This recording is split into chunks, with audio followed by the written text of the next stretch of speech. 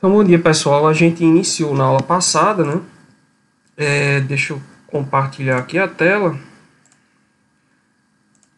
A gente iniciou lá, foi para a segunda parte, na verdade, de propriedades volumétricas, né? De fluidos puros. Estão vendo agora? Estão vendo? Sim. Sim, né? Pronto. Então, a gente parou na aula passada, a gente iniciou as equações de estado cúbicas, né? Onde a gente viu inicialmente, né, a equação de estado de Van der Waals, né? Onde a gente sabe que a equação de estado cúbica, basicamente, ela tem uma equação que, se a gente for resolver em termos de volume, a gente vai ter um volume ao cubo, certo? E muitas vezes a gente precisa de iteração, porque existem métodos para resolver equações de terceiro grau, como Briot-Ruffin, por exemplo, mas muitas vezes é complicado quando a gente tem números diferentes de inteiros, né, ou números com escalas bem diferentes, em escala científica, por exemplo, um número bem pequeno. E a gente viu, né, que os termos lá dessa equação que incluía as atrações intermoleculares, né, e o termo que incluía a repulsão, né, intermolecular envolvida devido ao volume das moléculas, né. Então a gente chegou a ver essas curvas, né, onde tinha a temperatura maior que a crítica, a isoterma, né, a isoterma com a temperatura igual à temperatura crítica, e a gente viu que aqui, nessa isoterma, a gente só vai ter, para uma dada pressão, a gente só vai ter um volume, e para esse caso aqui, para essa curva crítica, a gente pode ter um volume apenas para uma dada pressão, ou se a gente tiver uma pressão igual à pressão crítica, a gente vai ter três volumes igual ao volume crítico, certo? Três raízes iguais igual ao volume crítico. Já aqui, quando a gente tem uma temperatura subcrítica, abaixo da temperatura crítica, a gente vai ter nessa região de líquido subresfriado, quando ele toca aqui o líquido saturado. Experimentalmente a gente sabe que a gente tem uma reta aqui que liga o volume de líquido saturado e de vapor saturado na pressão de saturação, mas a equação de estado muitas vezes ela não consegue prever isso e ela prevê essa curva suave que vai aqui para baixo e depois sobe, né? Isso aqui genericamente, né? Então ela consegue prever aqui o volume de líquido saturado e o volume de vapor saturado, mas entre elas ela não consegue representar bem. Só que nesse caso a gente falou, né, que pode existir experimentos que a gente tem um líquido saturado e a gente, tendo maior cuidado nesse experimento, pode reduzir a pressão, fazer redução bem gradual, bem pequena da pressão, e pode até chegar num líquido que já era para ter se transformado num vapor, né, com um volume dentro dessa curva aqui, em algum desse ponto, dependendo da pressão que a gente está usando, ou até chegar nesse ponto mínimo aqui. E teria um volume então de líquido superaquecido, né, que é um estado não equilíbrio ou metastável, né? Então, a gente vai ver hoje que uma forma de resolver a equação de estado, que a gente pode encontrar uma raiz do volume de líquido, que pode ser tanto aqui para um líquido subresfriado, saturado, ou se o líquido tiver aqui, né, nesse estado metastável, né, que na verdade só se a gente tiver um cuidado muito grande, né, para ele não virar vapor. Assim como no caso do vapor aqui também, né? Então, o vapor, se a gente tiver uma pressão aqui acima, a gente também pode ter um volume do tipo vapor, se a gente aumentar a pressão vindo de um vapor saturado, com muito cuidado para que ele não vire líquido, certo? Não pode acontecer. Então a gente pode encontrar a equação de estado, a gente vai modificar ela também para deixar mais fácil a convergência, para a gente achar tanto se a gente tivesse uma pressão aqui, tivesse um volume de vapor superaquecido, ou um volume do tipo vapor aqui dentro da equação, ou o volume de vapor saturado, por exemplo. A gente viu também que pode acontecer em alguns casos de, dentro dessa região aqui, né, de ter uma temperatura... Alguém mandou mensagem aqui? Não. Que pode acontecer de ter uma raiz real ou três, né, raízes reais. O ideal é que tenha três, né, que elas... duas vão ter significado físico, né, por exemplo, aqui volume de líquido saturado e vapor saturado, e essa não vai ter significado físico, a gente descarta, né. Aqui tem um exemplo da equação de Van der Waals, que é da prova da Petrobras de Engenheiro de Processamento Júnior de 2012. Então, considere um gás que obedece à equação de estado de Van der Waals, né, onde A, B e C, A, B e R são constantes, e P é a pressão, P é a temperatura absoluta e V é o volume molar do gás. Então, suponha que o gás é submetido a uma transformação reversível, no qual o volume molar é mantido constante, então ele está dizendo que o volume é constante, certo? O diagrama T versus pressão, temperatura versus pressão dessa transformação é uma reta, cuja inclinação é Então, como ele diz que o volume é constante e ele quer a inclinação da temperatura com a pressão do diagrama, então a gente teria que derivar a temperatura em relação à pressão aqui, né? Só que o volume, ele depende da pressão e da temperatura, assim como a temperatura depende da pressão e volume, e assim por diante. Como ele diz que o volume molar é constante, então a gente pode fazer uma derivada parcial incluindo o volume constante. Como ele quer a derivada parcial, já que é a inclinação, né, de T versus P, a gente poderia fazer a derivada parcial de T sobre P. Mas como o P já está explícito aqui, para facilitar eu já vou fazer derivada parcial de pressão sobre temperatura a volume constante, já que ele disse, né, que era constante. Então a gente tem, tirando a derivada parcial aqui da pressão em relação à temperatura, vai ficar R, V menos B, e esse termo aqui vai ser zero. Como ele quer a inclinação do diagrama T versus P, só eu inverter isso aqui. Invertendo isso, inverte essa fração. Então, muito simples a equação. É um problema da Petrobras. E ainda na mesma prova, ele pergunta, em comparação com o modelo de gás ideal, o modelo de Van der Waals, através do parâmetro B, né, presente na equação de estado, passa a considerar a energia cinética média das moléculas do gás, as forças de atração entre as moléculas do gás, a gente viu que não, que seria o termo A, né, as transformações irreversíveis, o volume ocupado pelas moléculas do gás ou as moléculas poliatômicas do gás. Nesse caso, a gente se lembra lá, né, que Van der Waals foi que ele pensou que para o gás ideal o gás era considerado como pontual, né, vários pontos, e agora ele considera o volume das moléculas, que então vai influenciar na repulsão. Agora a gente entra na equação de estado genérica, certo? Cúbica, que pode tanto desenvolver para chegar na equação de Van der Waals, como outros mais complexos, que são mais utilizados muitas vezes, dependendo se a gente usa mistura, por exemplo. Então, algumas centenas de equações cúbicas já foram propostas, e generalizando, a gente tem uma equação desse tipo, certo? Onde algumas simplificações a gente fazendo, nessas constantes ni, kappa e lambda e θ, a gente chega na equação de Van der Waals ou outras equações. Então, B, θ, kappa, lambda, ni são todos parâmetros, né? Em geral, eles são funções da temperatura, né? Na verdade é A aqui, não é B. E B ele vai ser só dependente da substância. E quando a gente tem misturas, eles também vai ser função da composição. Então, a equação de Van der Waals, o que a gente tem? Tem que θ é igual a A, né? Que ni aqui é igual a B, que vai fazer com esse V menos B corta com esse. E kappa e lambda é zero. Então a gente vai ficar com A sobre V ao quadrado, que é justamente a equação de Van der Waals. Só que existe um meio mais conveniente de escrever essa equação, certo? Basicamente é a gente substituir ni por beta, que vai fazer, o B que vai fazer com que isso aqui corte, e θ a gente vai chamar de A, que é uma função de temperatura, certo? E aqui a gente trabalha, em vez de usar o kappa e o lambda, a gente bota ele em função dessa função epsilon e sigma, e o lambda também, certo? E está em função de B.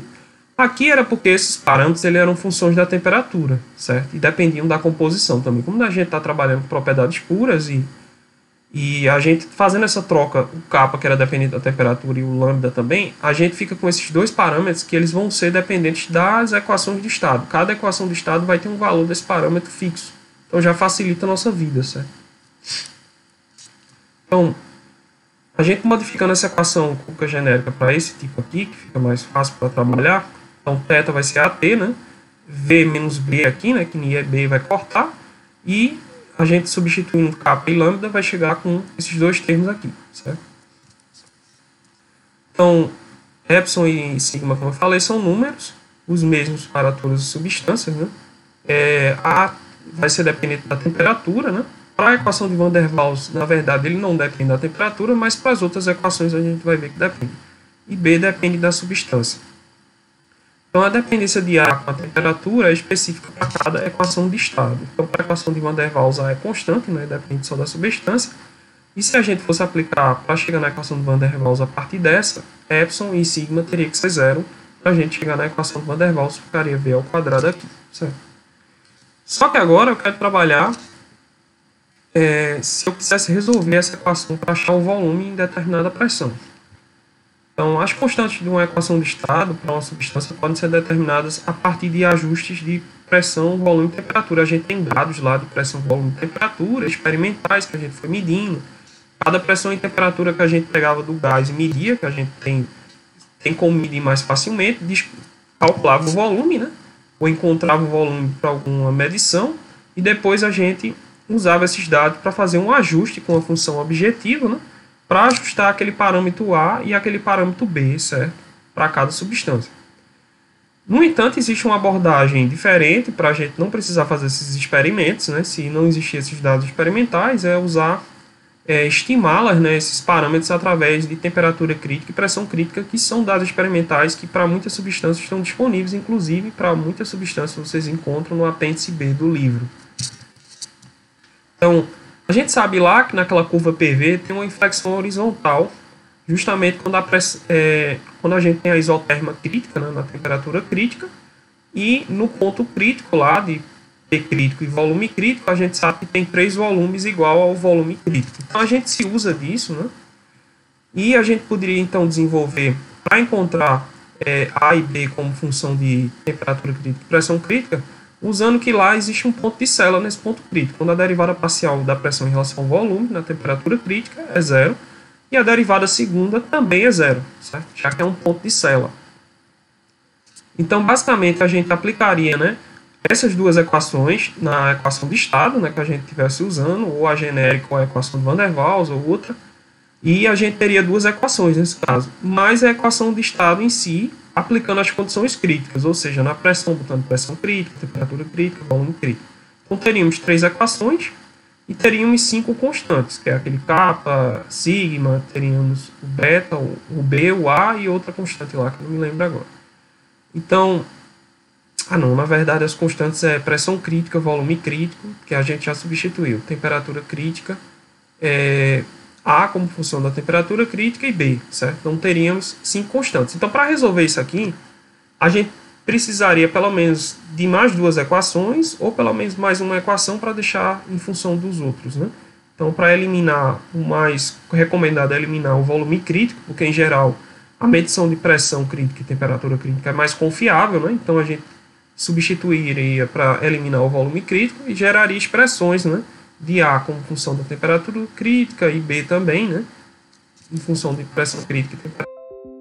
Mas existe uma maneira mais fácil para trabalhar com a equação de Van der Waals do que fazer isso, que daria mais trabalho, que é, já que a gente sabe que no ponto crítico, né, na isotérmica crítica, a gente tem 3 volumes que são igual a V crítico, a gente pode fazer uma formulação matemática, né, com as 3 raízes, né, que vai ser igual ao volume crítico, a gente tem que V menos VC ao cubo é igual a zero, porque V vai ser igual a VC, né, para ser raiz dessa equação, e tem que ser igual a VC 3 vezes, né? Então a gente usa essa equação, destrincha ela, certo? V ao cubo, faz toda a destrincha ela completamente. E o que é que a gente faz agora? A gente vai lá na equação de Van der Waals, que a gente tem, e vai aplicar as condições críticas de temperatura e de pressão, certo?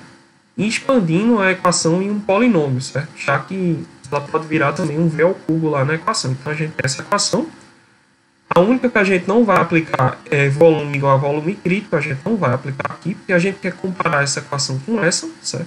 Só temperatura crítica e pressão crítica, a gente bota aqui pressão crítica, temperatura crítica, e transforma no polinômio, fazendo um MC aqui, né?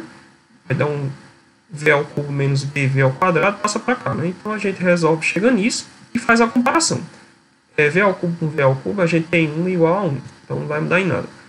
Aqui a gente vai ter menos 3VC V ao quadrado. Então tem V ao quadrado aqui também. A gente compara esse com esse. Então fica 3VC igual a B mais RTC EC, certo? Então a gente vai fazendo essas comparações, ó, como se fossem vetores, né? Então tem um volume aqui, outro volume. A gente compara esses dois termos. 3VC ao quadrado igual a EC. E menos VC ao cubo igual a menos AB TC, que vai cortar o menos com menos e fica com isso, certo? Então agora a gente pode relacionar A e B com relação às propriedades críticas, certo? Que são tabeladas. Mas o ideal é que a gente elimine o volume, né? Porque muitas vezes ele não é medido tão confiável como temperatura e pressão. Então a gente tem A, por exemplo, a gente pode usar essa equação, isolar ela, né? Vai ficar, passa esse PC para cá, né? E esse A a gente substitui aqui. Quando a gente substituir aqui, vai cortar PC e vai ficar um VC ao quadrado aqui, né? E vai cortar com esse VC ao cubo. Então B vai ficar só como função de VC, certo? Quando a gente resolver aqui. Então, a gente pode pegar B depois, jogar para cá, que ele vai estar como função de VC, e ao final disso a gente pode obter VC aqui, porque a gente vai ter B que vai ser igual a alguma coisa VC, né? E vai encontrar VC que vai ser função de R, de temperatura crítica e pressão crítica, certo? Quando a gente encontra esse VC, a gente substitui tanto nessa equação B de volta como na equação E. Então o VC, que era a função só de R, que é uma constante, né? Temperatura crítica e pressão crítica, vai fazer com que A também só seja função de temperatura crítica e pressão crítica e B também, certo? Então os resultados que a gente vai obter, né? Isso é para a equação de Van der Waals, é que VC vai ser igual a 3/8 RTC PC, A vai ser igual a todos esses valores aqui, então tem uma constante aqui na entrada, né? Junto com R, PC ao quadrado PC e B também. Como a gente vê, A e B eles só dependem então de temperatura crítica e pressão crítica. Eu vou falar mais para frente que então a equação de estado de Van der Waals ela é uma equação de estado baseada nos estados correspondentes a dois parâmetros, porque ela só depende de pressão crítica e temperatura crítica para determinar os parâmetros, certo? Então isso seria para a equação de estado de Van der Waals. Então a vantagem de se usar isso é quando a gente tem ausência de dados de PVT, né, de pressão, volume e temperatura, para uma região abrangente, né, que vai de uma temperatura, sei lá, de 25 graus a 500 graus, uma pressão de tanto a tanto. Às vezes a gente tem dados experimentais que ficam aquelas lacunas, né, e isso aqui poderia, como se diz, a gente comparar com esses dados experimentais, é claro, né, mas aí a gente poderia compor para aquelas regiões que a gente não tem dados. A gente sabe também que Z é PV sobre RT, né, e a gente pode botar ele em termos de termos críticos, né, e obtendo Z crítico, né. Quando a gente substituir V crítico aqui, né, que depende de RTC e PC, vai cortar tudo aqui e a gente fica com 3/8. Então, assim, a gente obtém para a equação de Van der Waals um valor de Z crítico, que é 3/8, que é válido para todas as substâncias. Mas, na verdade, a gente sabe que cada substância tem o seu Z crítico. Isso aqui vai dar em 0,375. Se a gente for ver a tabela do apêndice B lá, cada substância tem um valor e esse valor, em geral, é menor do que isso, certo? Então, conforme a gente vai pegando equações um pouco mais complexas, a tendência é que esse ZC vai diminuindo para chegar mais próximo do que as substâncias se apresentam. Então, é levado para todas as substâncias, que é uma desvantagem, né, porque o ideal é que tivesse um ZC para cada substância, e valores diferentes para cada equação de estado. Então, aqui é a equação de Van der Waals, né, que a gente viu, vai ser representada por essa sigla. Essa outra equação é a equação desenvolvida após essa, um melhoramento, que é a Redlich-Kwong. Depois a suave Redlich-Kwong, SRK, e a muito conhecida Peng-Hobson, né? Então, a gente vai ver mais para frente, né? Mas vão ter algumas constantes, como eu disse, que é dependente da equação. E o Z crítico que eu tinha falado está aqui, para a equação de Van der Waals, e que era 0,375. Aqui a gente já vai ter para Redlich-Kwong e suave 1/3, né? Que é 0,33, e depois vai diminuindo 0,30, certo? Então tem constantes aqui. E a gente vai ver que vai ter um parâmetro alfa lá, que para Van der Waals ele era constante, igual a 1. Para Redlich-Kwong ele vai depender da temperatura reduzida. E para suave Redlich-Kwong e Peng-Hobson ele vai depender também da temperatura reduzida e também do fator acêntrico, certo? Que é relacionado à estrutura molecular. Acho que eu falei rapidamente na aula passada. Mas a gente vai entrar em mais detalhes. Então, a gente pega um procedimento análogo, pegando aquela equação, a segunda que a gente fez genérica, né? E dessa vez a gente quer incluir esse alfa, né? Que é uma função da temperatura reduzida, né? Ele, na verdade, é uma expressão empírica para cada equação de estado, que foi obtida lá por esses autores, né? Para vários dados de várias substâncias lá que eles utilizaram, com a temperatura reduzida também. Então, a gente, em vez de ter lá como A era constante, né, para a equação de Van der Waals, agora ele vai pegar essas duas equações que a gente obteve para Van der Waals aqui, ó, deixa eu só voltar para vocês entenderem. Então, esse valor aqui é justamente uma constante, certo? Que se a gente fizer o cálculo, ele até botou como fração, é justamente esse πc aqui, certo? Para a equação de Van der Waals. E o ômega é justamente esse 1/8 aqui, certo? Então, basicamente, a gente vai substituir esse A aqui, vai botar πc, e aqui vai botar ômega, certo? Para fazer para as outras equações de estado, porque cada uma vai ter um valor desse parâmetro aqui, certo? Só que aqui esse A, que era do Van der Waals, não depende da temperatura reduzida. Então ele é como se esse alfa aqui, né, fosse 1 aqui multiplicado. Aí ele vai incluir um alfa aqui, dependendo da temperatura reduzida, em alguns casos até do fator acêntrico, multiplicando aqui dentro do A. Então basicamente é essa equação que ele modificou, botou πc aqui e botou um alfa, certo? Então ó, ele botou um alfa e botou o psi. E aqui ele só botou o ômega, certo? Então, semelhante àquela equação que a gente desenvolveu. Então, eles são dependentes, né, independentes da substância, né, e são dependentes da equação de estado que a gente usa, né? A partir dos valores, eles foram obtidos a partir dos valores de epsilon e sigma que a gente tinha definido aqui, né? Certo? Eles são definidos por ele. Por exemplo, a equação de Redlich-Kwon, como a gente viu, esse alfa que está incluído no A, que vai mostrar a dependência da temperatura dele, é dado por temperatura reduzida elevada a menos 1,5, que é nada mais do que 1 sobre a raiz de temperatura reduzida. Então, quando a gente substitui, né, os valores aqui de epsilon e sigma, que é aplicada à equação de Redlich-Kwon, né, que é justamente aqui, né, 1 e 0, né? Então, a gente botando 1 aqui e 0 aqui, né, a gente chega nessa equação de Redlich-Kwon, né?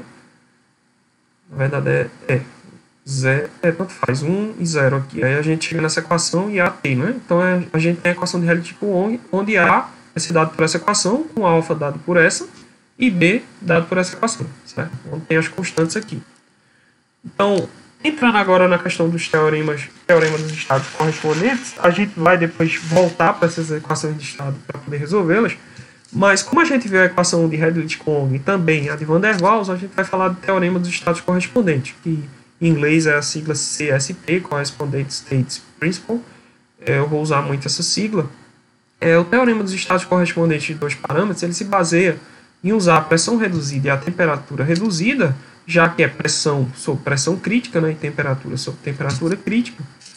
E quando a gente tem pressões reduzidas e temperaturas reduzidas iguais, a gente, pelo esse teorema, nós temos que o fator de compressibilidade vai ser igual para as substâncias que a gente tiver PR e TR iguais, certo? Então, isso é determinado lá. Então, todos os gases comparados nas mesmas temperaturas e pressões reduzidas têm o mesmo desvio da idealidade, certo? Ou seja, vai ter o mesmo valor de Z, o mesmo desvio em relação ao gás ideal. Então, a validade desse teorema é basicamente para fluidos simples, de alto grau de simetria, com alta apolaridade. Uns exemplos bem comuns é o argônio, xenônio, criptônio, que eles vão ter exatamente a mesma pressão reduzida, ou bem próxima, temperatura reduzida, e vai ter o mesmo Z, certo? Claro que a gente pode alterar a pressão reduzida e temperatura reduzida, modificando a temperatura, né? E vai ter a temperatura crítica e pressão crítica dele. E ele também é aceito, né, mais ou menos aceito, para moléculas levemente polares, como metano, O2, N2, CO, né? E existe o teorema dos estados correspondentes de três parâmetros, onde além disso a gente inclui o fator acêntrico.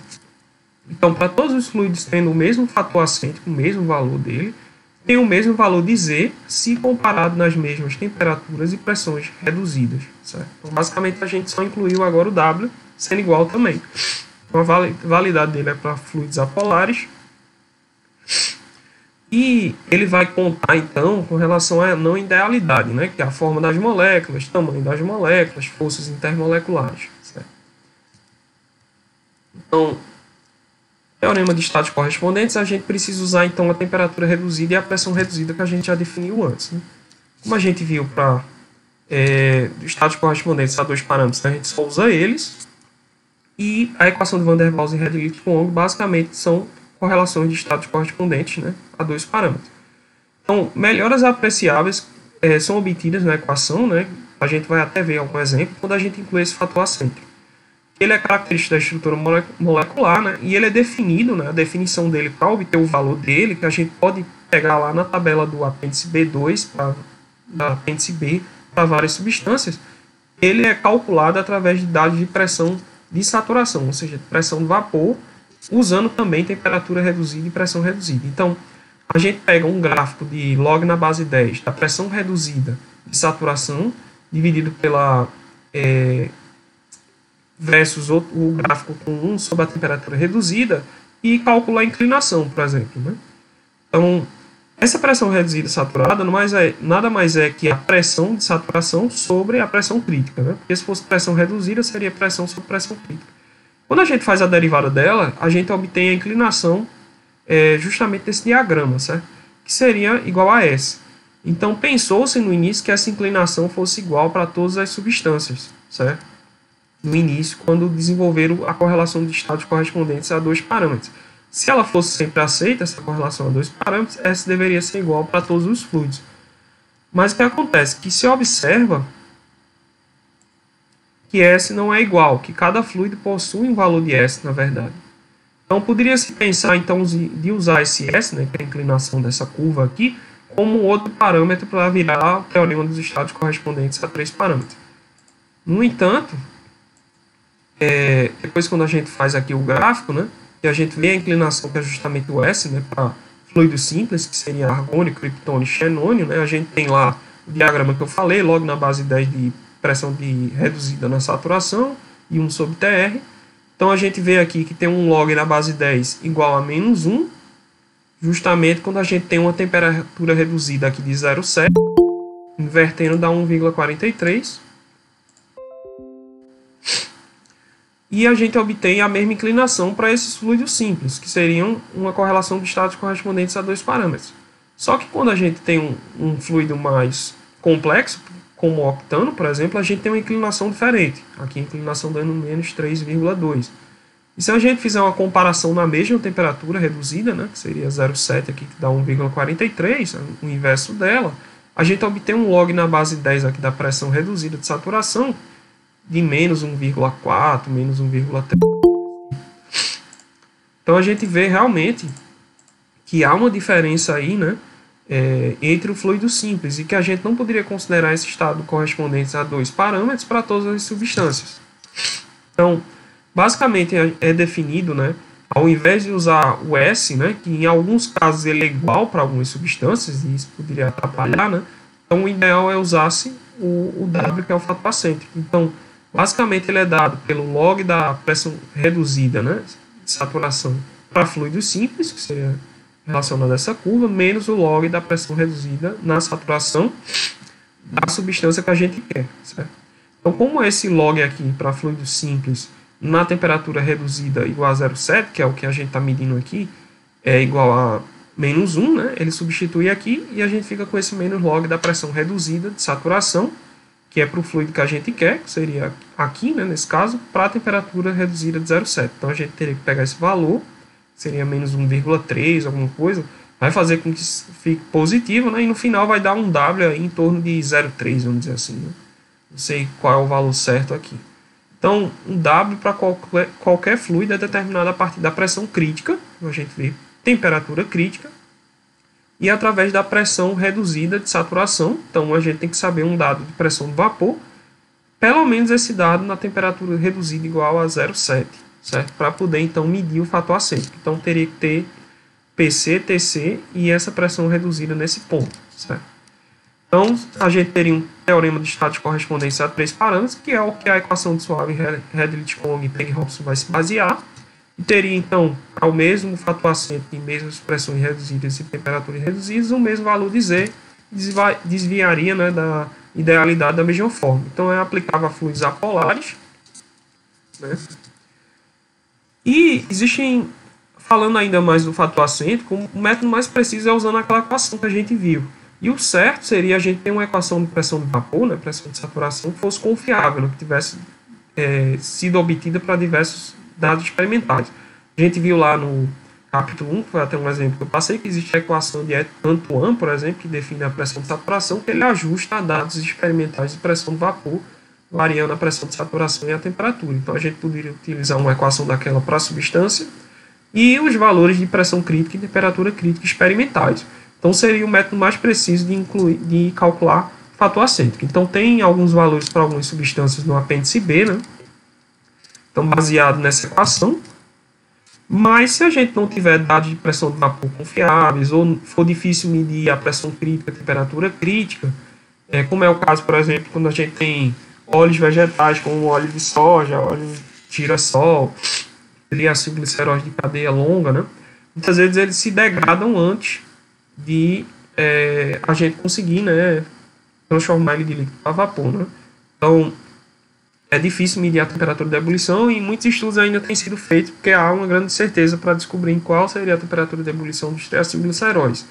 Por esse motivo, para alguns compostos que são mais complicados de descobrir confiavelmente pressão crítica e temperatura crítica, ou pressão de vapor é difícil de obter, a gente pode usar métodos de contribuição de grupos, onde a gente considera grupos funcionais, de ligações também de átomos. Existe também esse método que a gente pode usar se a gente não tiver dados de pressão de vapor confiável, mas só tiver a temperatura de ebulição experimental, a gente pode usar esse método aqui, que depende da temperatura crítica. Dessa temperatura de ebulição reduzida, nada mais é do que a temperatura de ebulição, né, a 1 atm, né, dividido pela temperatura crítica. Tem esse tal aqui que é menos 1 TBR.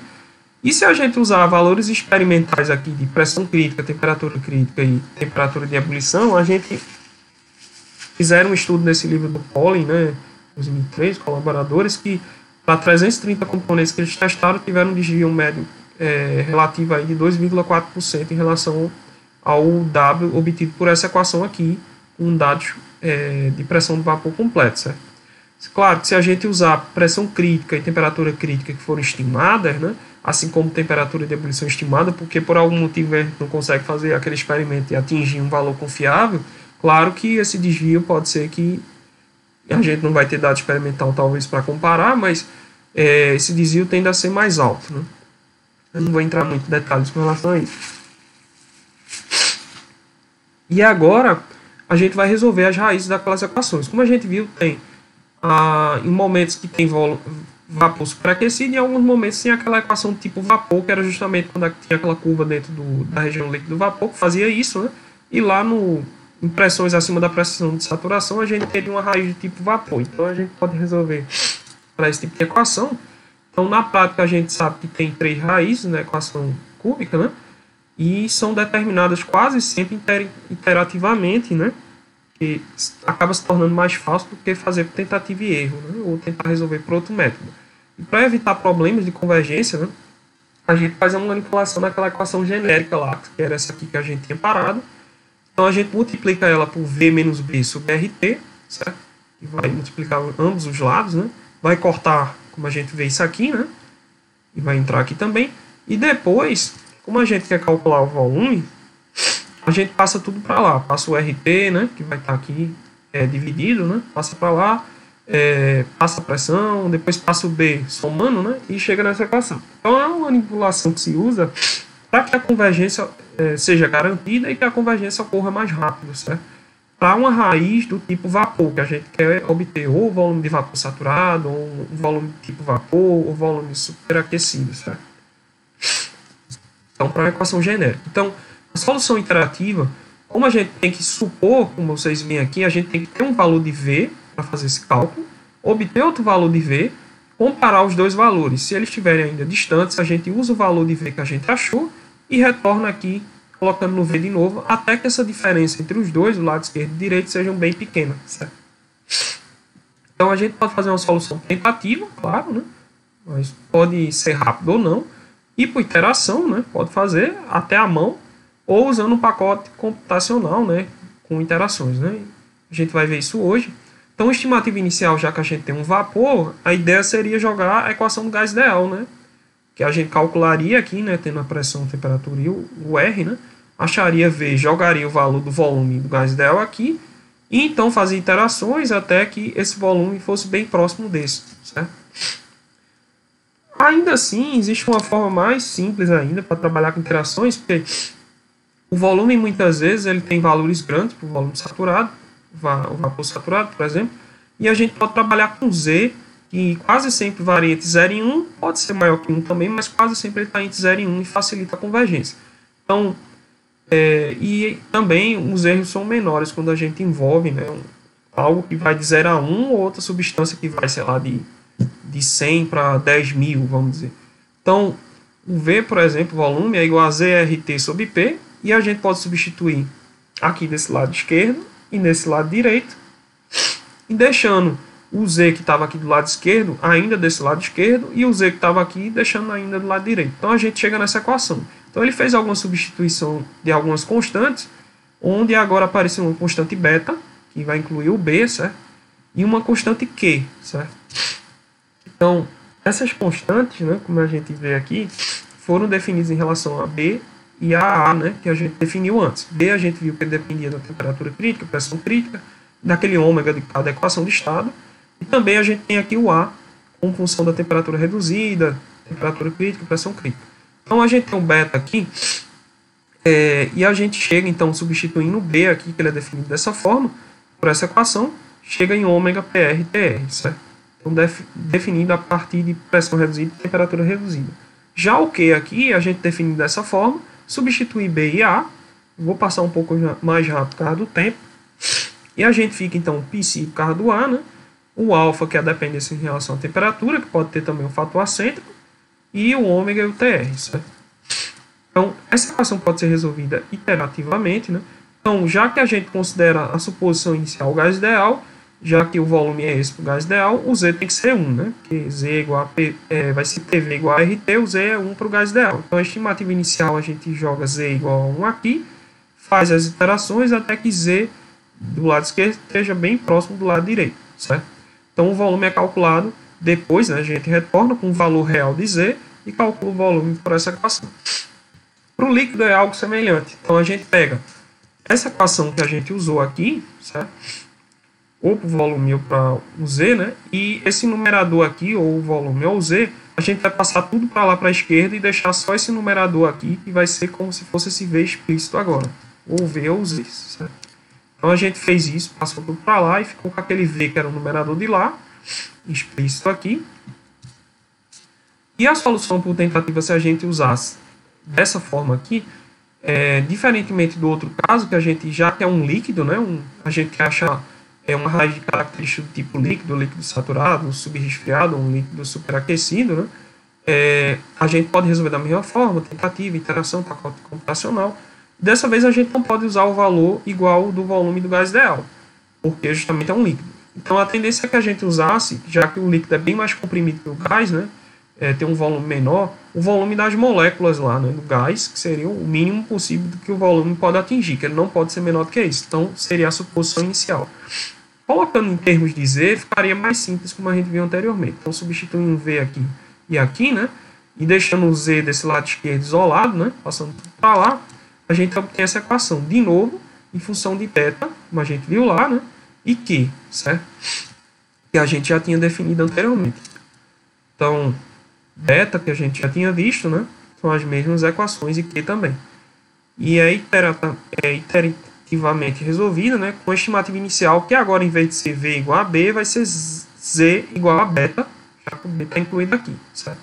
Então, o volume é calculado depois, quando a gente acha o Z, né? A gente faz as iterações e o Z é igual ao valor que está aqui, né? Então, a gente recalcula aqui e acha o V, certo? Então, como a gente viu, né, equações de estado que são baseadas, por exemplo, para calcular o Z em relação à temperatura reduzida e pressão reduzida, elas são em geral chamadas de generalizadas, ou seja, porque ela tem aplicabilidade geral para todos os gases e líquidos, apesar que para líquidos muitas vezes os desvios são maiores, certo? E a gente vai ver esse caso para misturas mais para frente, no final das nossas aulas. Mas ela pode prever mesmo assim comportamento, volume molar e outras propriedades para líquido também. Qualquer equação de estado pode ser colocada dessa forma, né, de Z em função de temperatura reduzida e pressão reduzida.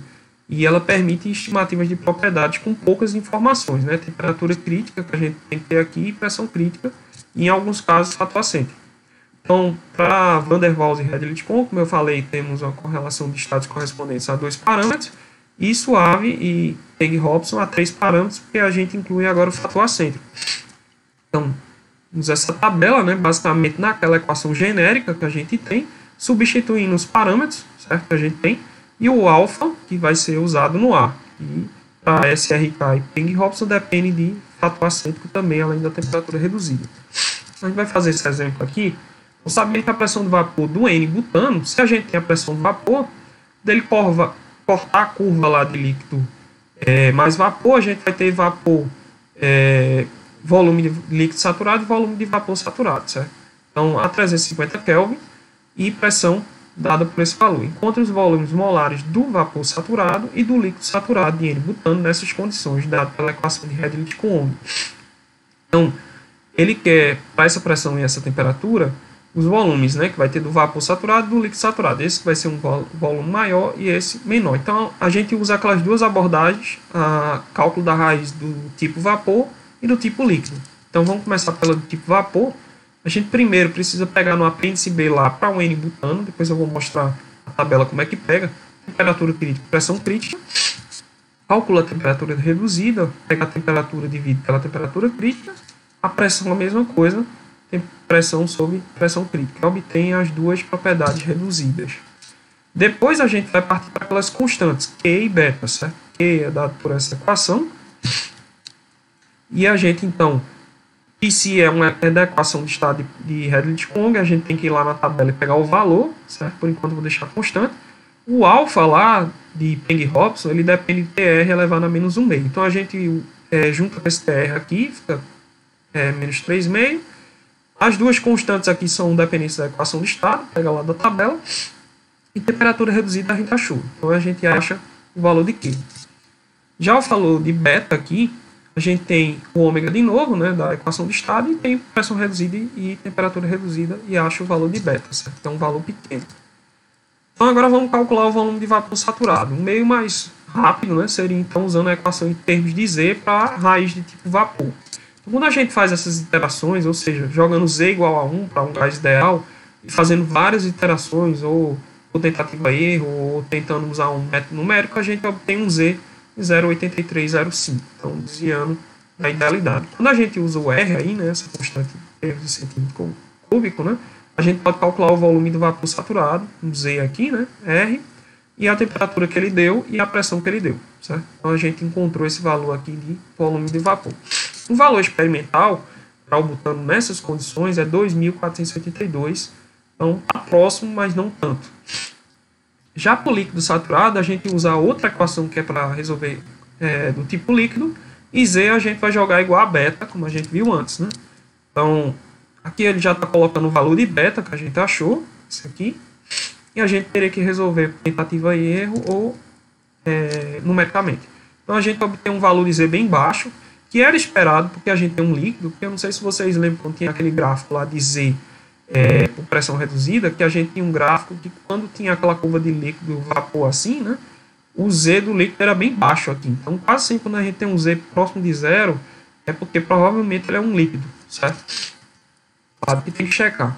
Então, o volume do líquido saturado a gente calculou pela mesma equação, botando o Z aqui, né, e obtém esse valor que é bem menor, como esperado, né, porque é líquido. E o valor experimental é em torno de 115. Então, está próximo, mas não tanto. Quando a gente usa as outras equações de estado para comparar, por exemplo, Van der Waals, a gente vê que o valor comparado ao experimental, o Redlich-Kwong ainda foi um pouquinho melhor, entendeu? Quando a gente usa equações mais complexas como suave, já começa a se aproximar. E Peng-Hobson deu um valor bem próximo. Assim como quando a gente vai ver para o líquido, a Redlich-Kwong deu um pouco distante, quando chega Peng-Hobson ela subestimou, mas bem próximo, entendeu? Então, SRK e Peng-Hobson elas foram especificamente desenvolvidas para cálculos de equilíbrio líquido-vapor, por isso que muitas vezes ela dá bons resultados, e também porque a gente tem uma molécula polar, um N-butano, e elas foram exatamente impulsionadas pela indústria de petróleo para ser desenvolvida. Então, claro que ela vai obter resultados melhores que o N-butano que está incluído no gás, né, lá do petróleo. Né? Então, agora eu vou mostrar rapidamente aqui a resolução, como seria, né? Então, rápido porque por causa do tempo, né? Então, se fosse por volume de vapor saturado, então a gente tem a equação, aí eu resolvi para as 4 equações de uma vez, eu defini os parâmetros, temperatura. Vocês estão conseguindo ver dessa vez, pessoal? Ou está muito pequeno? Aí eu ainda não compartilhei a tela, né? Foi mal.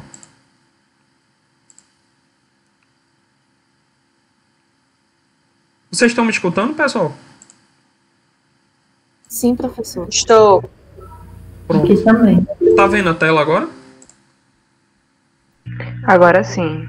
Agora, né? Pronto. Aí, ó. Eu defini aqui na... Tá dando pra ver que na outra vez estava bem pequeno, né? Eu aumentei a letra, ficou melhor? Ficou. Agora dá pra ver melhor.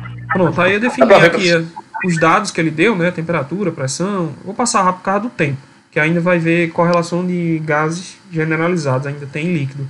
Então, temperatura crítica, pressão crítica, o fator acento que eu peguei, ó, isso aqui eu peguei do apêndice B lá, certo? Isso aqui a gente até botou no problema, menos o W, eu peguei do apêndice B.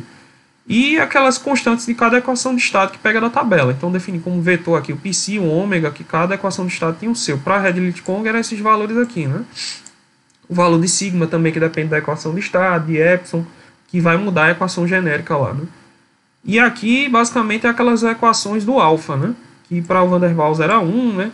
Para a Redlich-Kwong que a gente usou era TR elevado a menos 0,5. E as outras de SRK e Peng-Hopps, que agora depende de W, que eu coloquei aqui, que é o fator acêntrico. Então, calculo o alfa, né? Depois calculo o Q e o beta, né? Que vai ter que colocar na equação, né? E como é volume de vapor saturado, né, eu faço a estimativa inicial criando um vetor com 4 valores igual a 1, né, que seria do gás ideal.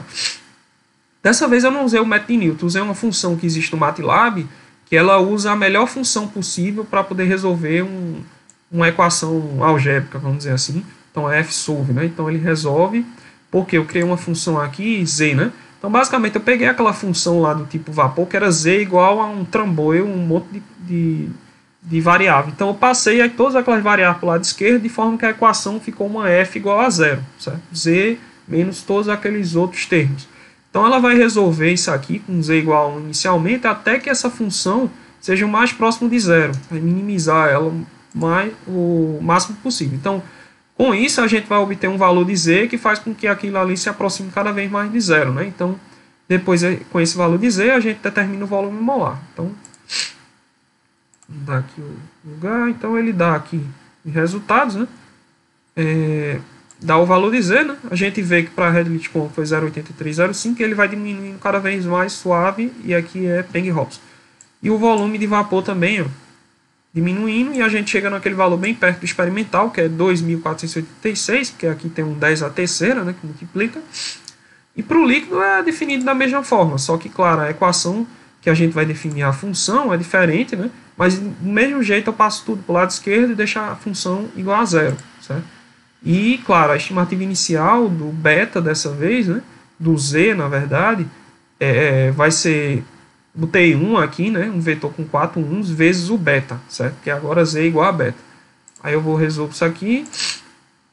E dessa vez, ó, tem uns Z's bem pequenos, né, já que é líquido, né? E para Peng-Hopps a gente vê que é bem menor ainda. E os valores aqui dos volumes. Aquele volume de Peng-Hopps que foi bem próximo. Beleza? Tranquilo. Vou voltar aqui por causa do tempo. Professor, Pode falar. em relação a essa programação que o senhor fez no MATLAB, por acaso na lista de exercícios que o senhor passar, o senhor vai cobrar algo desse tipo para a gente fazer algum algoritmo no MATLAB, Python, Maxima, seja lá qual for o programa, ou a gente vai ter que fazer na mão? Vocês podem fazer no programa que vocês quiserem, até Excel, entendeu? Eu posso ver porque pode cair um problema daquele lá que eu escolher que tenha que resolver para alguma delas, né? Aí você pode usar qualquer programa, Excel, Python, contanto que resolva, certo? Entendido. Entendeu? Beleza? Tá. Stop sharing.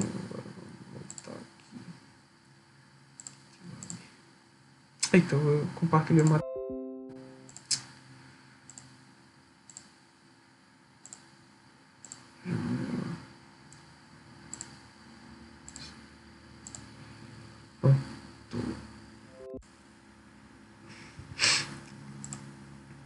Tempo voa. Pronto, estão vendo aí agora a tela de novo, né? Então, vamos continuar. Então, agora a gente vai entrar em correlações generalizadas para gases, certo? Então, vai ser outras equações que muitas vezes a gente vai ver que se usa de tabelas. Então, elas são usadas em muitas aplicações, né? Nesse caso, a gente vai iniciar para gases. As mais populares do tipo dessas correlações generalizadas, né? Que generalizada, ou seja, que ele se aplica tanto para líquido como para gás, só que a gente vai iniciar com as para gases. As mais populares são correlações generalizadas para gases do tipo Pitzer, que foram esses colaboradores que desenvolveram um tipo aí, tanto para o fator de compressibilidade, como o segundo fator, coeficiente virial, que a gente viu lá anteriormente nas equações de virial. Então, a mais aceita do tipo Pitts é uma que foi desenvolvida por Lee e Kessler, que são outros autores, para o valor de Z. Então, ele usa essa equação, onde Z é igual a Z0 mais o fator acêntrico vezes Z1, certo? Esse Z0 e esse Z1 são tabelados, basicamente, ou podem ser obtidos por uma equação de estado, que seria aquela equação de estado bem complicada que a gente viu para usar em petróleo e em algumas substâncias simples menores, né, do petróleo, que é a de Benedict Webb Rubin. Só que aí ele justamente, para não usar aquela equação complexa, ele tabelou esses valores de Z0 e Z1 como função da temperatura reduzida e pressão reduzida para facilitar, né, para quem tem dificuldade de usar aquelas equações, né? E na época não existia computador, né? Também tinha isso. Né? Então, Z0 ele vai ser função de temperatura reduzida e pressão reduzida e Z1 também. Certo? Então, a gente sabe lá que para fluidos simples, né, que seria argônio, criptônio, xenônio, a gente tem que o fator acêntrico é zero, né? Que a gente viu aquela inclinação era igual para eles. Então, a gente poderia até eliminar aqui Z seria igual a Z0, né? Então, para casos de fluidos simples como esse, a gente poderia até usar só Z0, se a gente quisesse calcular rapidamente. Porque muitas vezes, quando a gente vai usar essas tabelas, tem que usar a interpolação. Se a temperatura reduzida ou a pressão reduzida não tiver dentro daqueles valores lá, tiver entre dois valores, por exemplo. Então, se a gente quiser uma estimativa rápida e o fluido for simples, a gente pode eliminar essa parte aqui. E então a gente teria uma correlação, ainda assim uma correlação seria agora não uma correlação de estados correspondentes a dois parâmetros. Diferentemente, se a gente estiver usando os dois valores, Z0 e Z1, a gente tem uma correlação de estados correspondentes a três parâmetros. Então, em alguns casos, dá para se omitir esse termo aqui, se o W for muito pequeno, se a gente quiser fazer um cálculo rápido lá, né, para achar Z, aí só usa Z0, ou se a gente tiver fluido simples, né? Então, a gente vê que a equação 37 ela é uma relação simples linear, né, entre Z e o fator acêntrico, né, para temperatura reduzida e pressão reduzida especificados. E, em geral, elas concordam aproximadamente com dados experimentais, né, que é o que ele mediu essas tabelas para vários dados experimentais, né, já que as temperaturas críticas e pressões críticas diferentes são para cada diferente substância. E as inclinações dessa reta aqui de Z em relação a W fornece essa inclinação que é justamente o Z1, foi aí como ele obteve o Z1. Né? Ele pegou para várias substâncias e fez um diagrama e obteve o Z1 também. Então a correlação do tipo Pitts desenvolvida por Lee e Kessler tem as tabelas aí no livro do apêndice. No livro antigo, 2007, é no apêndice E. No livro novo é no apêndice D. Então tem Z0 como função de temperatura reduzida e pressão reduzida e Z1 também. Então, a natureza da correlação de Z0 em relação à pressão reduzida, a gente pode ver em algumas isotermos aqui, que são 6 que ele colocou. Então, conforme aumenta a temperatura reduzida, as forças de atração vão diminuindo, né? E como a gente vê aqui, né, tem aquela fase de duas vapor e líquido, né? Como a gente vê que o Z do líquido é bem baixo, né? E depois ele passa do ponto crítico e só tem vapor, né? Então, a gente vê, né, que ele fez o cálculo desse Z0, ele tem uma equação de estado que consegue prever, né, para várias substâncias em uma região bem grande. Então, ele desenvolveu tabelas para facilitar que cada pressão reduzida e temperatura reduzida a gente consegue obter um valor de Z dentro desse gráfico aqui, de forma até mais confiável, vamos dizer assim, do que olhando pelo gráfico. Então, a correlação de Lee e Kessler ela apresenta resultados confiáveis para gases apolares e fracamente polares. E isso é que tem que ter em mente também. Eles usam um banco de dados grande, mas a maioria era gases apolares e fracamente polares, e o erro está entre 2% e 3%. Então, quando pega gases altamente polares ou que se associam, por exemplo, quando a gente tem um ácido carboxílico que pode se associar, e já começa a ficar mais complicado e os erros tendem a aumentar, certo? Então, aqui são os exemplos das tabelas que vocês vão encontrar lá, certo? Então, aqui é para Z0, a gente tem pressão reduzida aqui vai aumentando, né? E temperatura reduzida vai aumentando, mas pode ser ter casos que a gente precisa interpolar. Por exemplo, se tiver uma temperatura reduzida de 0,74 e uma pressão reduzida de 0,4, a gente tem que interpolar entre essas duas temperaturas. Se a gente tiver uma temperatura reduzida de 0,74 e tiver uma pressão reduzida de 0,3, a gente tem que interpolar entre esses quatro valores aqui, certo? Então aí seria para Z0 e Z1 da mesma forma, certo? Só que ele quase sempre tem valores negativos e às vezes a contribuição é menor. Então, existem também as correlações do tipo Pitts segundo o coeficiente de virial, certo? A ideia de utilizar esse é porque justamente para evitar que se use tabelas, já que ele define uma equação de B segundo o coeficiente virial como uma função da temperatura reduzida. Então, é como se fosse para você calcular mais rápido, para não ter que interpolar naquela tabela. Então, a desvantagem da correlação generalizada para Z, que a gente viu, é a natureza tabular, que às vezes a gente tem que fazer interpolação. Se a gente quiser implementar num software, né, às vezes pode ser mais complicado, tem que botar toda aquela tabela. E a complexidade de Z0 e Z1 impede a representação acurada por equações simples. Que ela, como eu disse, ela é derivada, né, esses dados, da equação de Benedict-Webb-Rubin, uma equação parecida com aquela. Então, a gente pode usar expressões analíticas aproximadas, só que, é claro, dentro de um limite de intervalo de pressões, que vai ser pressões baixas, mais baixas assim, que a gente vai poder usar esse método para o coeficiente, segundo coeficiente virial. Então, a gente pega a equação de virial lá, no segundo termo, né? E aqui a gente vai substituir, já que esse B ele tem uma unidade, a gente vai trocar ele para ele virar um B, que é chamado um B reduzido, um segundo coeficiente de virial reduzido, porque ele vai ser adimensional, certo?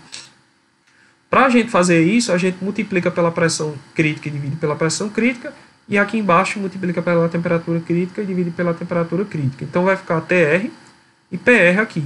E o restante da pressão crítica e temperatura crítica entra dentro desse B-chapéu, que é justamente o segundo coeficiente virial reduzido, certo? Que é adimensional. Então ele é definido pelo segundo coeficiente virial e as duas propriedades críticas e o valor de R, certo?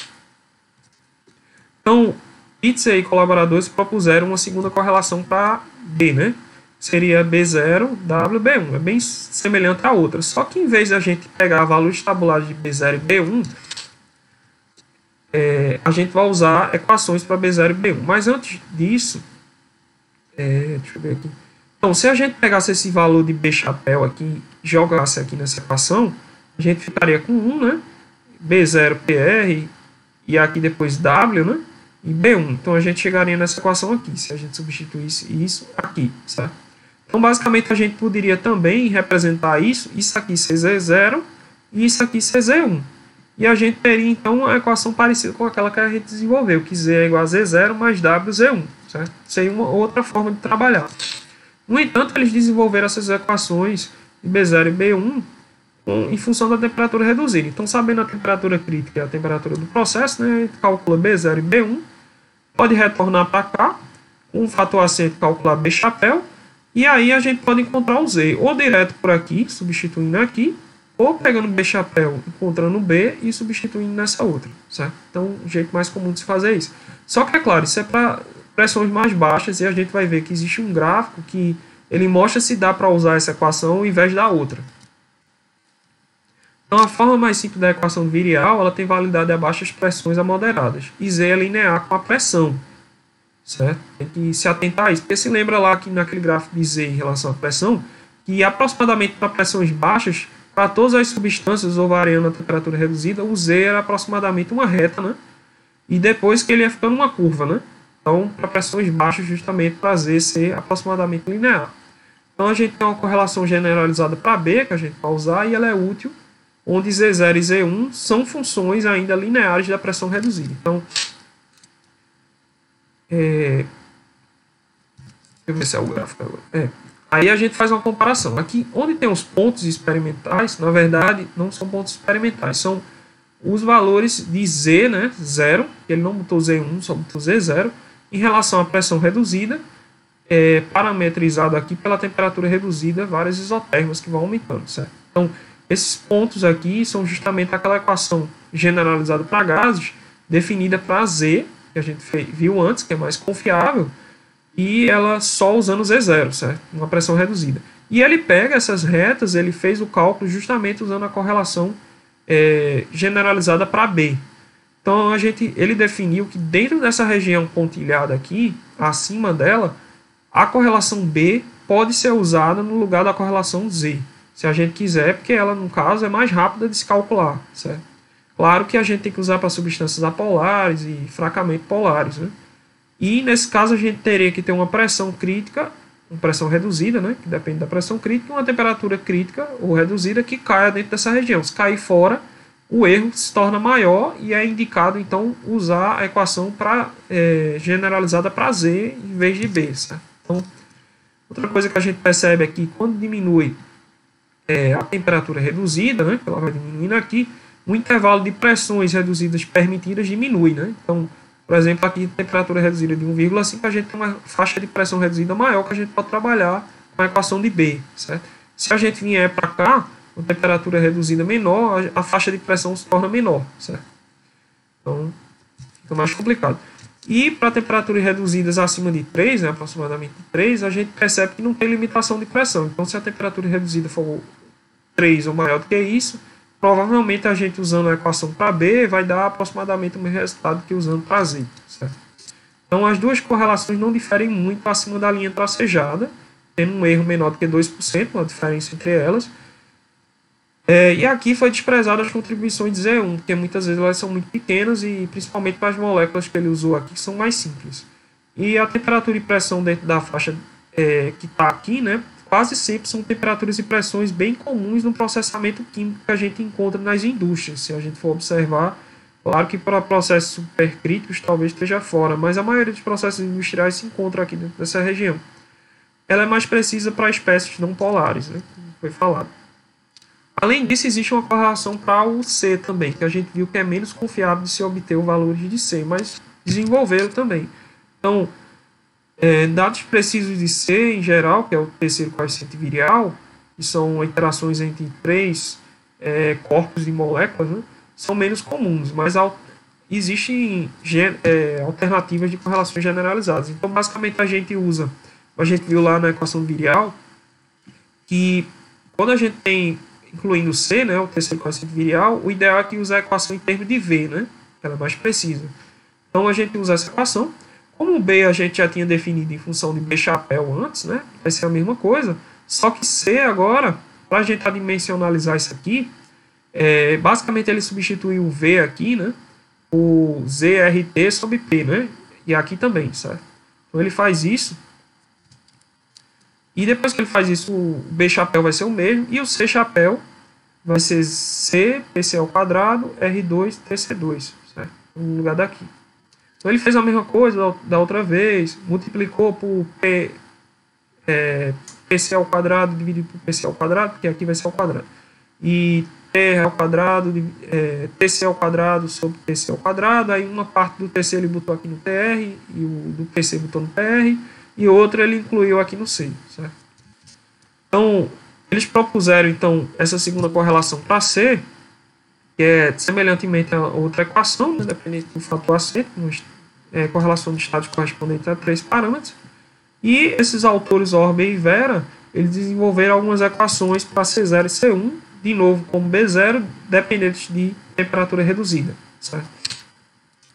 Então, a gente tem na temperatura reduzida, calcula C0 e C1. Aqui a gente com fator acento calcula C chapéu. E a gente com C chapéu ou inclui já direto aqui junto com B chapéu e acha Z.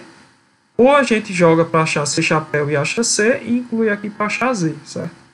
Então a gente tem que a equação 46, né, é a equação cúbica em Z. E muitas vezes a gente tem que resolver iterativamente, como a gente fez antes para o caso das equações cúbicas lá de estado. Uma vez que TR e PR são especificadas, achar Z por iteração, nesse caso aqui, né?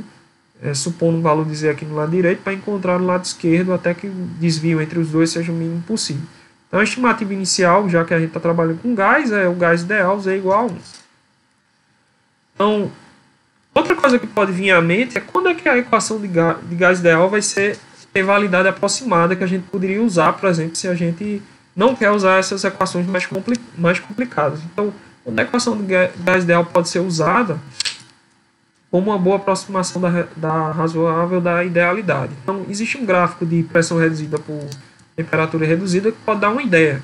Então, por exemplo, se a gente tivesse, vamos dizer, uma temperatura reduzida aqui de 1 e tivesse uma pressão, se vocês observarem, P reduzida aqui é log, né? Essa abscissa aqui e aqui é normal, né? Então a gente tem um gráfico semi-log. Então tem que se atentar a isso, né? Vamos dizer que a gente tem uma pressão reduzida de 0,1 e uma temperatura reduzida aqui, sei lá, de 1,1, 1,15, 1,2. Então a gente cairia aqui uma curva com Z0 e 0,98. Então, muito provavelmente daria para a gente usar a equação do gás ideal para prever o volume, por exemplo, já que a gente saberia já a pressão e a temperatura, certo? Ou se a gente tivesse, sei lá, a pressão reduzida de 1 e a temperatura reduzida aqui de 2,1, Então daria para conseguir prever, né? Ou se caísse dentro dessa região também, já que aqui vai de 0,98 a 1,02, certo? Claro que o ideal é que bata nessas curvas aqui. Se cair fora, por exemplo, tem uma pressão reduzida de 1 e uma temperatura reduzida de 1, né? Que seria o ponto crítico aqui, né? Então a gente já vê que o Z é bem diferente, né? Não daria para usar a equação do gás ideal. Então é só para ter uma ideia, né? Se poderia usar ou não, né? Então, um exemplo que a gente tem aqui determina o volume molar do N-butano.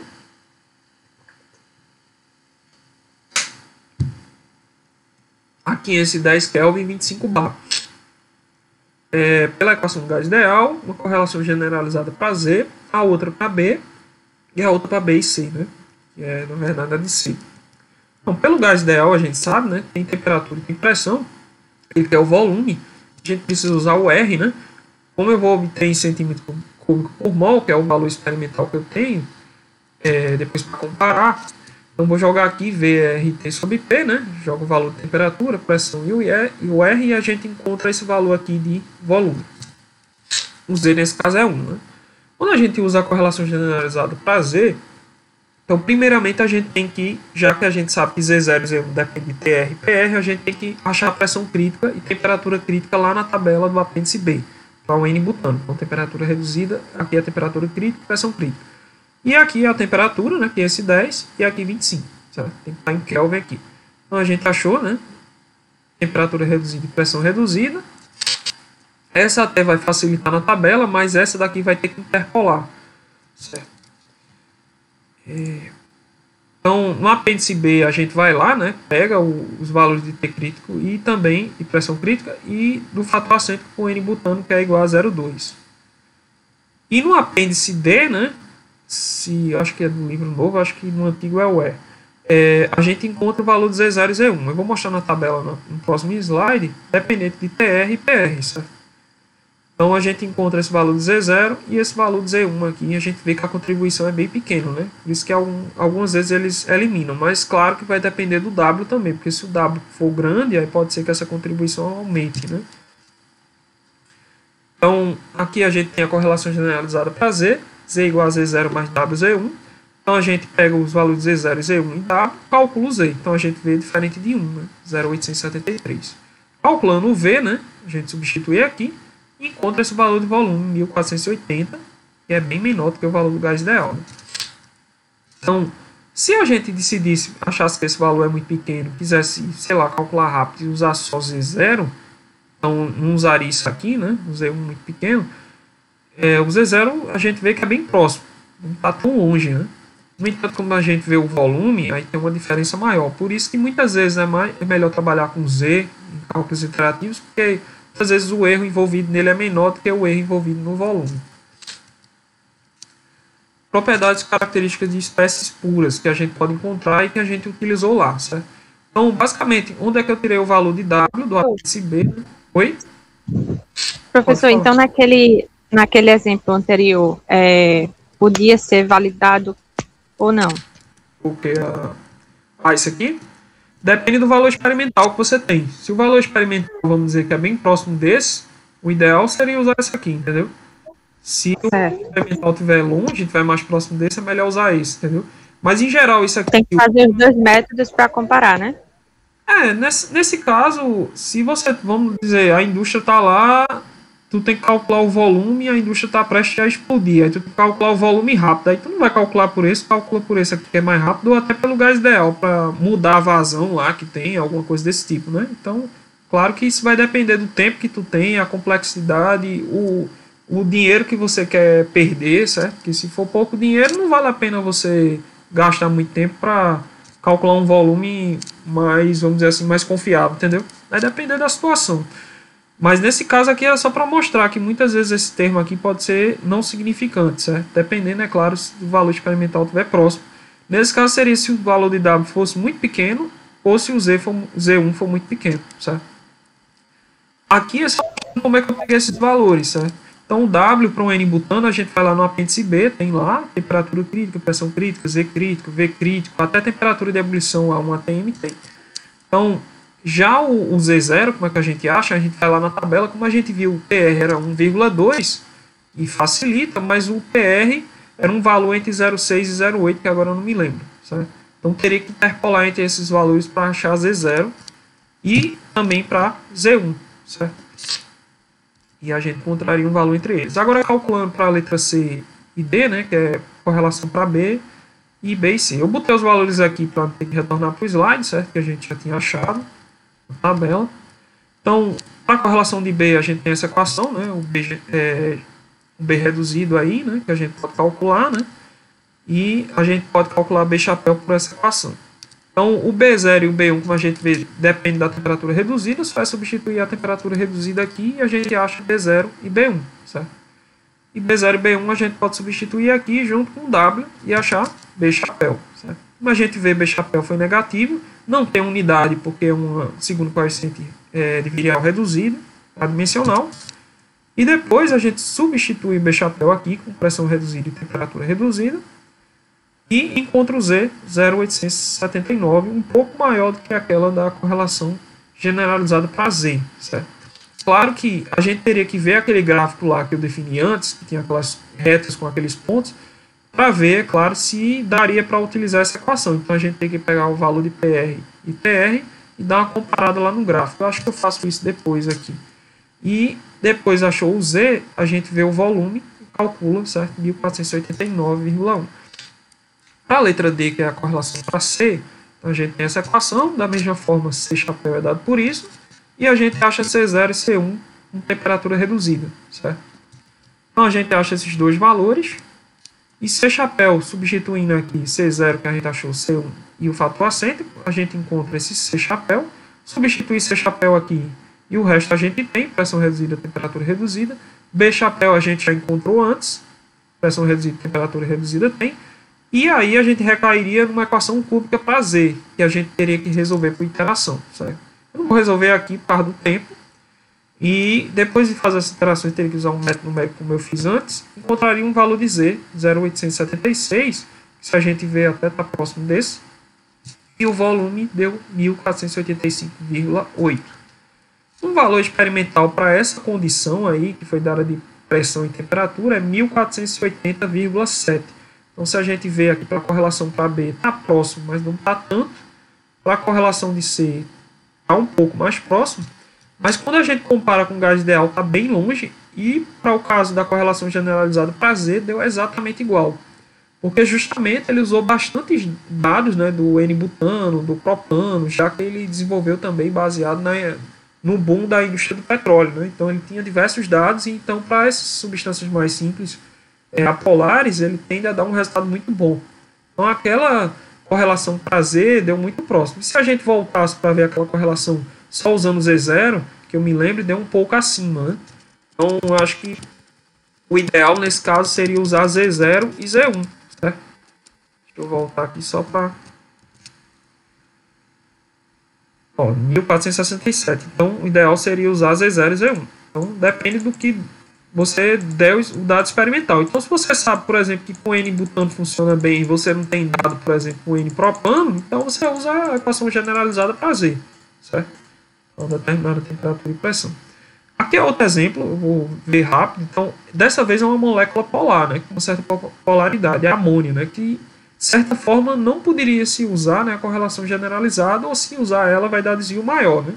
Então, tem 500 gramas de amônia gasosa armazenada num vaso de 30.000 centímetros cúbicos, imerso num banho, né, com temperatura constante de 65 graus. Ele quer que agora calcule a pressão do gás. Então, dessa vez, nos outros problemas aqui, a gente queria calcular o volume. Dessa vez, a gente quer a pressão. Então, pela equação do gás ideal que ele quer, mas antes disso, a gente tem que calcular o volume molar, porque a gente tem um volume total aqui. Então, o volume molar é volume total sobre número de mols. O número de mols é massa sobre massa molar. O volume total ele deu que é 30.000 centímetros cúbicos, a massa 500 gramas, dividido pela massa molar, que eu esqueci de botar aqui da amônia, 17,02. Então a gente encontra esse volume molar aqui, já que é gás, é alto. Né? Então o gás ideal, quando a gente calcula a pressão, é RT sobre V, então o valor de R, né? O valor de T, que é 65 graus, passa para Kelvin, e o valor de V aqui, a gente encontra uma pressão de 27,53 bar.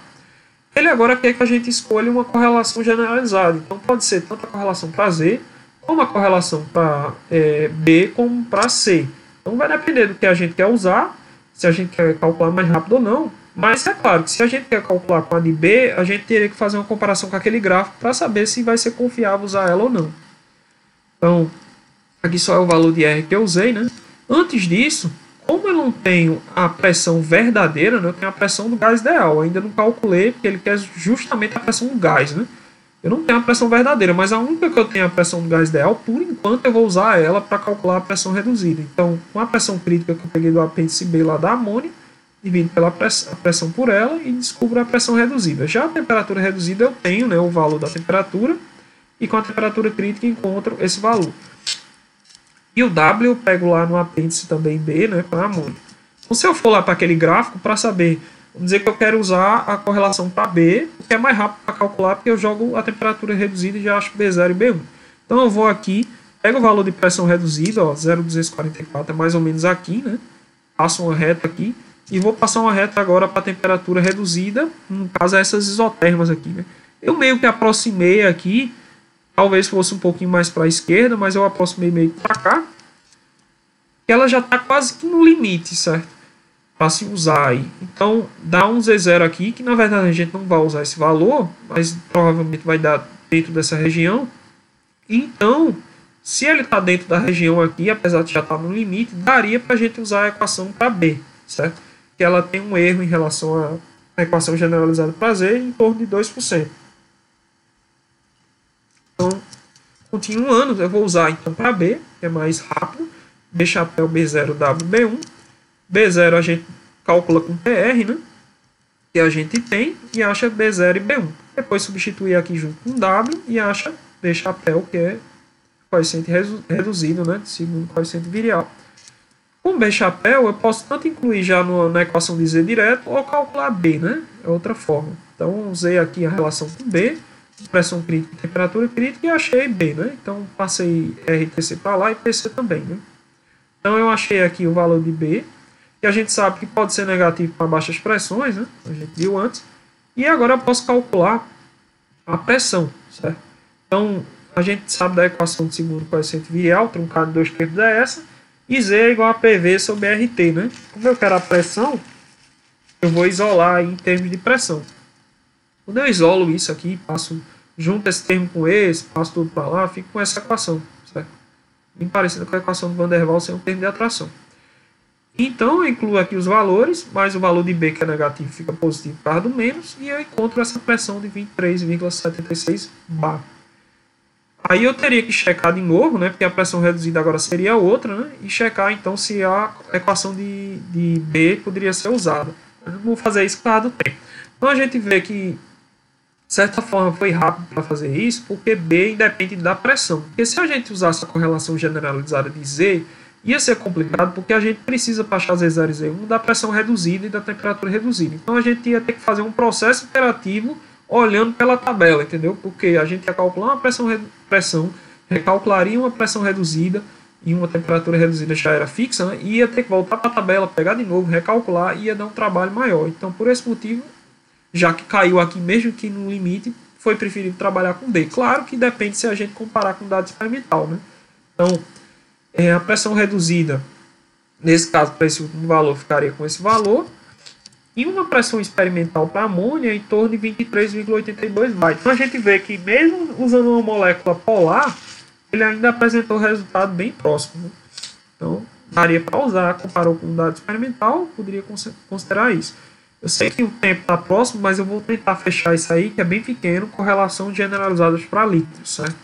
Então a gente pode usar também essas correlações, até a correlação lá de Pitzer, com aquelas tabelas para líquido também. Só que a incerteza é maior, é claro, e muitas vezes a gente tem certeza de quando ele vai estar como líquido saturado, se realmente naquela condição o gás está como líquido saturado ou subresfriado.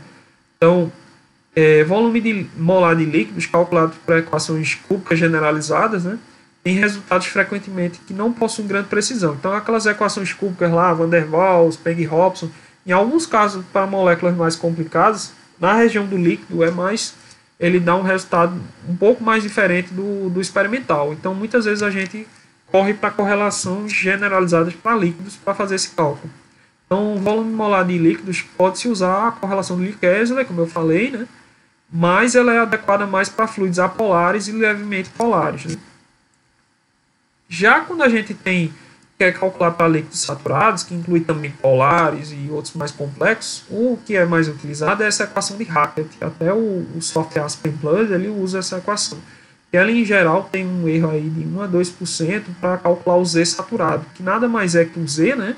PV sobre RT, só que na condição de saturação, ou seja, que está mudando de líquido para vapor, né? Nesse caso seria líquido saturado, na iminência de virar vapor. Então, basicamente, tem essa equação que pode ser usada, onde a gente precisa de um valor experimental para a substância do volume crítico e do Z crítico, né, que a gente viu lá na tabela que existe valores para Z crítico de algumas substâncias, de V crítico também, e a temperatura reduzida.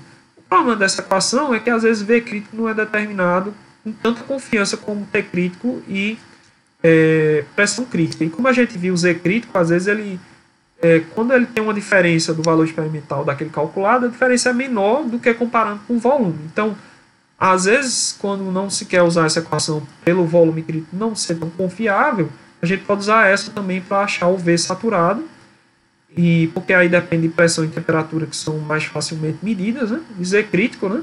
Que aí vai ter uma influência menor do erro do volume. E a gente pode calcular Z saturado e depois recalcular o volume, né? Que seria PV saturado sobre RT, né? Então poderia usar essas duas equações. Claro, se a gente tiver um V crítico mais confiável, já calcula direto aqui. Então isso seria para líquido saturado, ou seja, naquela curva em forma de domo, ali naquela curva, antes de virar líquido mais vapor.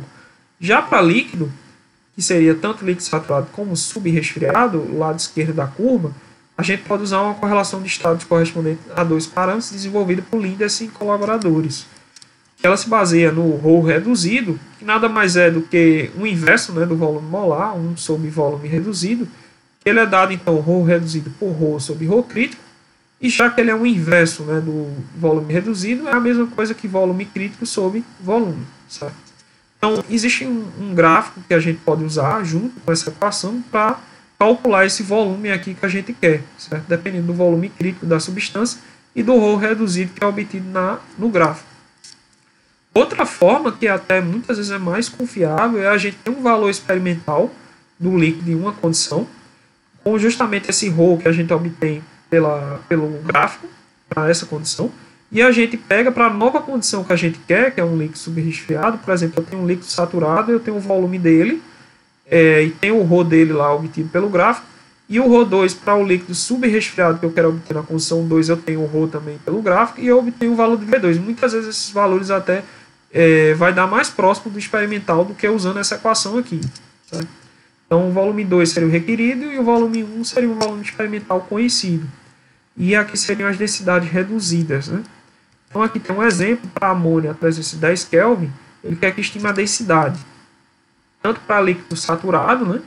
Que seria então na pressão de saturação, e para quando ela é líquido a 100 bar, se a gente vê essa pressão de 100 bar está acima da pressão de saturação, então, consequentemente, ele está como líquido subresfriado. Então, na letra A, a gente tem um líquido saturado. Então, a gente poderia usar a primeira equação lá de Hackett, né, para líquido saturado, que a gente vê em termos de Z, 1 a 2% de erro. Então, primeiro, a gente precisa da temperatura reduzida, né, então, a gente precisa da temperatura crítica pegando do apêndice B lá para a amônia, né, já tem a temperatura, calcula a temperatura reduzida. Vai precisar do volume crítico. Eu estou assumindo que o volume crítico da tabela ele é confiável, que foi medido experimentalmente com confiança, então para facilitar aqui o cálculo.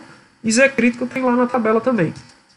Então eu estou usando aquela equação, que eu estou considerando que V crítico tem um valor confiável, experimental. Então eu calculo V saturado já direto, que é o que ele quer. Na verdade ele quer a densidade, né? Teria que inverter no final, né? Então é volume crítico vezes Z crítico, né? Que a gente tem. E a temperatura reduzida que está subtraindo aqui, certo? Elevado a 2 a 7. Então a gente obtém esse volume saturado. Na verdade era para chegar na densidade, mas eu resolvi só por volume. Eu acabei esquecendo de inverter depois. Se a gente comparar com o volume experimental para o líquido saturado a 310 Kelvin, amônia, né, a gente tem esse valor. Então a gente vê um desvio médio relativo aí de 2,7%, está próximo, mas não tanto. Já para essa condição de líquido subresfriado, a gente pode usar aquela correlação de estados correspondentes a dois parâmetros de Lindes, né? que seria baseado nessa equação, certo? E usando o gráfico que eu vou mostrar agora. Então, eu já tenho o volume crítico, né? Que é esse valor aqui. Mas não tenho o ρ reduzido para achar o volume que eu quero. Então, a temperatura reduzida eu defini antes, né? Eu já peguei pela tabela lá, né? E agora eu vou definir a pressão reduzida que eu ainda não tinha necessitado. Então, tem a pressão que ele deu agora, que é 100 bar, e a pressão crítica eu peguei lá da tabela do apêndice B, que é 112,8, e deu esse valor de pressão reduzida.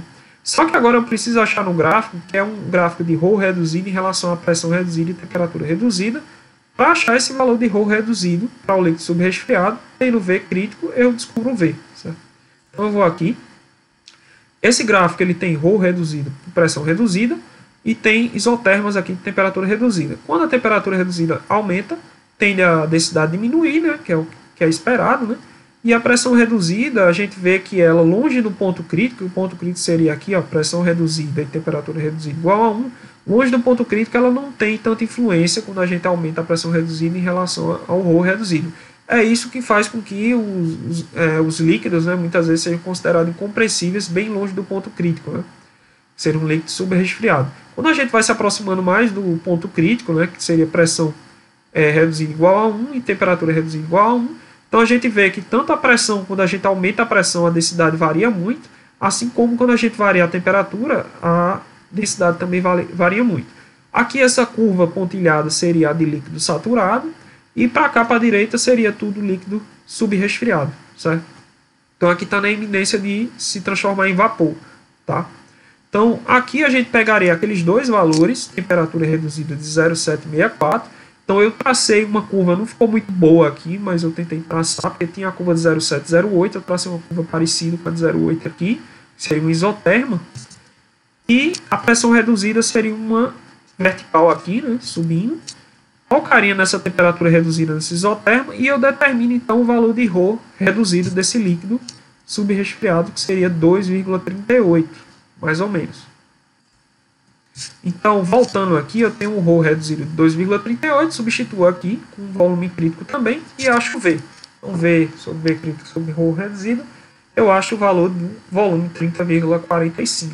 Comparando com o volume da amônia a 310 Kelvin a 100 bar, né, que é líquido subresfriado, o experimental tem esse valor e a gente vê que o desvio é relativamente grande, né, até acima de 5%. Então, vamos tentar agora fazer com aquela outra equação, já que a gente já tem um valor experimental aqui para o líquido saturado, por exemplo.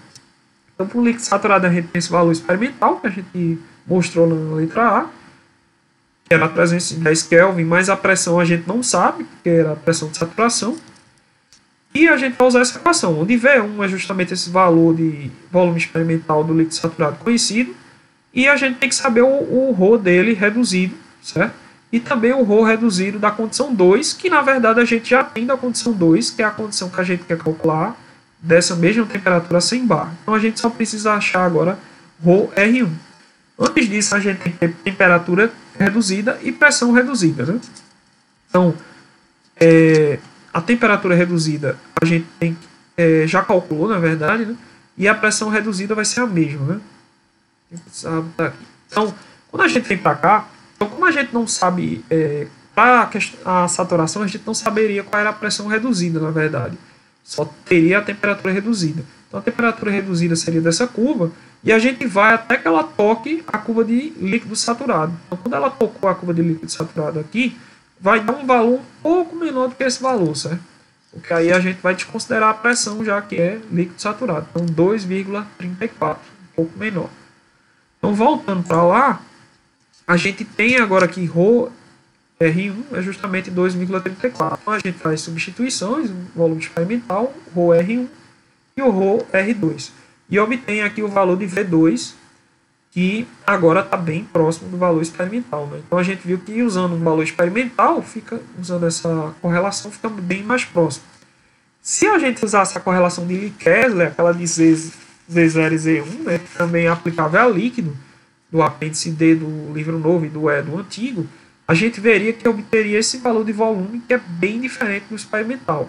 Então, justamente o perigo que a gente corre quando usa aquelas correlações lá de Pitzer, né, para substâncias polares que a gente tem que ter cuidado, certo? E é isso, pessoal. Obrigado por terem aguardado. Qualquer dúvida pode perguntar, certo? Tranquilo? Tá certo, professor. Obrigada.